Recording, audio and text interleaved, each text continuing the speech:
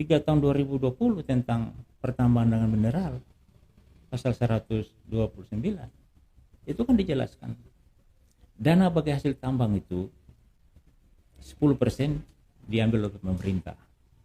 Dari 10% pusat 4%.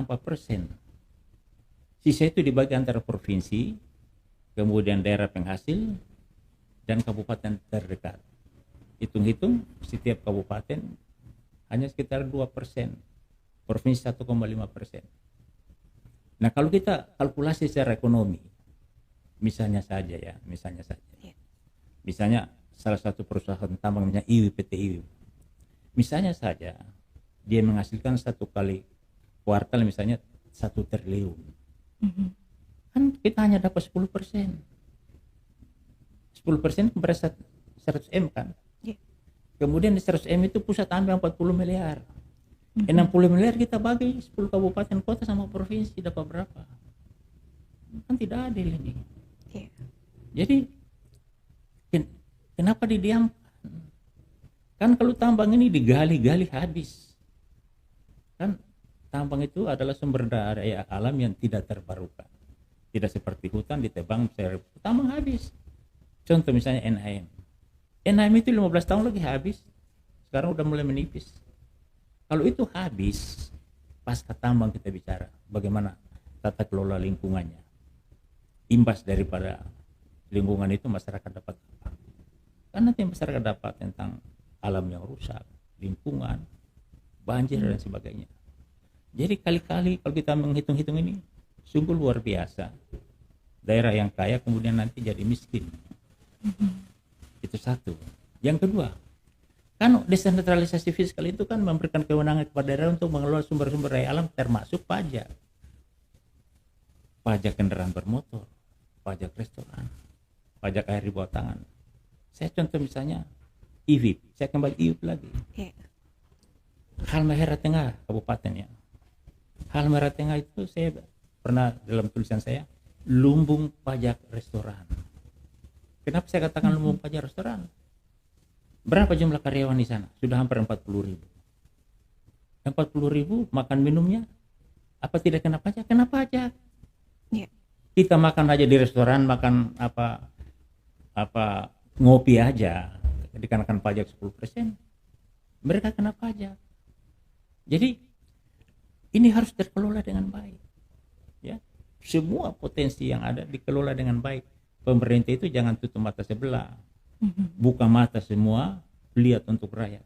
Kan kita kan negara demokrasi. Mereka dipilih rakyat, mengabdi kepada rakyat. Nggak boleh menutup mata sebelah untuk kepentingan-kepentingan mereka, tapi kepentingan rakyat yang didahului. Saya kembali contoh ini konkret lagi Halteng. Saya perlu sampaikan ini supaya masyarakat tahu. Halteng ini kabupaten yang didirikan berdasarkan Undang-Undang Nomor 6 Tahun 1990. Udah lama kan? Sumber daya alam ini menjanjikan. Sementara ini lagi dieksploitasi besar-besaran, digali habis-habisan.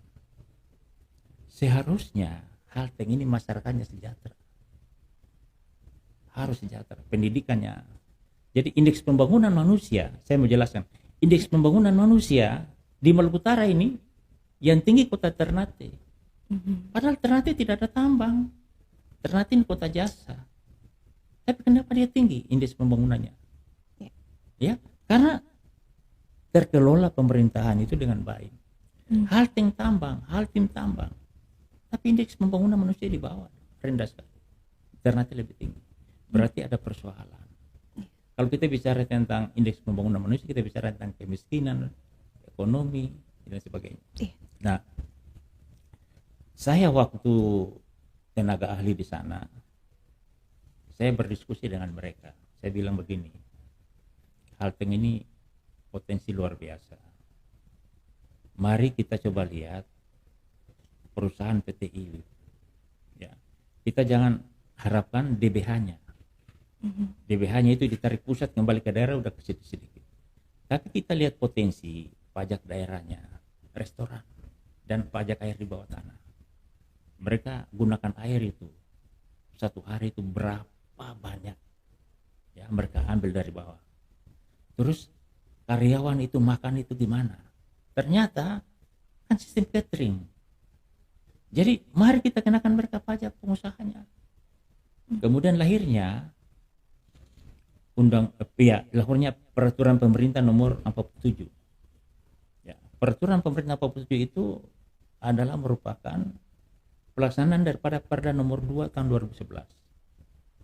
Dihitung secara tensi dihitung. Jadi kurang lebih ada hampir 40.000 tenaga kerja. Bagaimana menghitungnya? Disepakati bahwa tiap orang bayar 50.000 per hari makannya, kena pajak 10%. Lantas dihitung, kemudian 1 tahun bisa berapa? 1 tahun bisa menghasilkan 240 miliar. 240 miliar itu kalau betul-betul dibayar sangat bermanfaat bagi masyarakat Harteg. Pemerintah bisa bangun jembatan, bisa bangun sekolah gratis dan sebagainya. Ya. Tapi kemudian itu bermasalah karena ini tidak dilaksanakan. Padahal komponen pendapatan daerah dari sektor pajak restoran itu sudah masuk dalam Perda nomor 1 tahun 2023. Sudah ada di situ. Jadi artinya dari kerangka yuridisnya, kerangka hukumnya harus sudah ditagih. Tapi saya kurang tahu walau realisasinya belum. Saya kurang tahu. Saya dapat informasi katanya negosiasi mereka PTI bayar pajak restoran itu 1 bulan hanya 2 miliar. Kan kecil. 2 kali 12 berarti hanya sekitar 40 miliar. Kecil sekali. Tereduksi itu karena dalam tanda kutip. Kenapa pemerintah tidak tegas? Padahal sudah ada regulasinya. Itu contoh, Mardia. Jadi kalau memang ini dikelola dengan baik, Maluku Utara ini hebat. Hebat kita. Tapi kehebatan kita kemudian tereduksi karena kita kurang peduli. Mungkin itu. Baik, tadi juga Pak Dokter sampaikan ya mengenai dengan indeks pembangunan manusia ya. Kalau Maluku Utara sendiri di nasional sudah masuk pada level sedang ya Pak Dokter ya. Namun untuk di kabupaten kota Ternate yang mencapai IPM yang tertinggi dibandingkan masyarakat yang ada di Lingkar Tambang. Baik, Sobat Bimas, kita akan masih lanjut bincang-bincang dengan Pak Dr. Hendra Karyanga selaku pakar hukum keuangan negara. Namun kita akan jeda dulu dan akan kembali setelah yang berikut ini.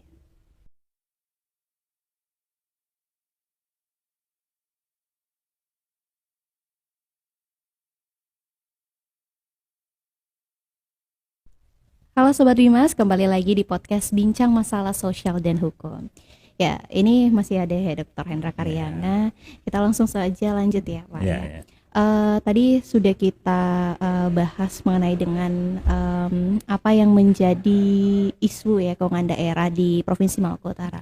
Lalu selanjutnya gimana Pak, kayak temuan-temuan mungkin yang menyangkut dengan keuangan daerah di Maluku Utara kita seperti apa? Jadi Mardiana, yang tadi saya jelaskan, rendahnya transparansi, rendahnya akuntabilitas, rendahnya partisipasi itu bisa membuka ruang penyalahgunaan.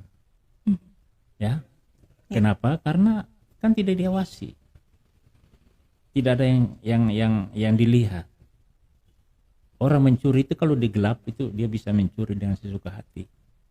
Kalau terang, di ruang terang dia nggak bisa mencuri karena dia takut juga, was-was juga. Itu mungkin sedikit kelakar ya. Jadi kalau keuangan daerah itu dikelola rendahnya transparansi, partisipasi, pengawasan, pasti ada penyalahgunaan. Nah, Maluku Utara saya lihat mengarah ke arah situ. Kan ada namanya pengawasan secara politik oleh DPRD. Kan DPR juga kan hampir setiap bulan 3 bulan dia kunjungan kerja kunker. Kunker itu dia bukan hanya datang di masyarakat terus sampaikan program, tidak. Tapi dia juga mengawasi program-program apa, anggaran apa yang sudah ada dalam batang tubuh APBD. Diawasi itu. Yang kedua, kan ada pengawasan internal dari inspektorat. Inspektorat itu kalau menurut saya dia ibarat dalam suatu keluarga, dia itu bukan cuci, bersih-bersih sebelum orang datang. Tapi kadang-kadang inspektor juga tidak mampu bersih-bersih kan terlalu banyak kotor.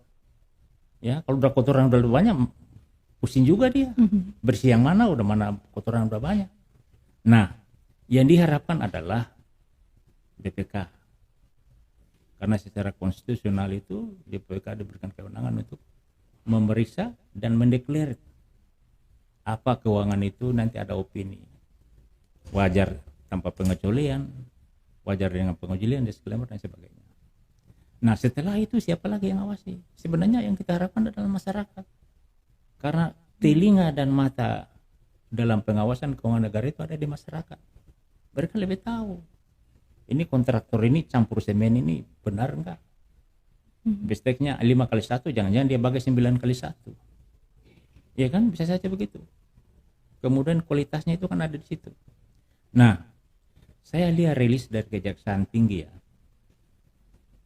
Ada kasus-kasus besar yang sudah mengarah kepada korupsi yang sementara dilidik oleh Kejaksaan Tinggi. Bukan lidik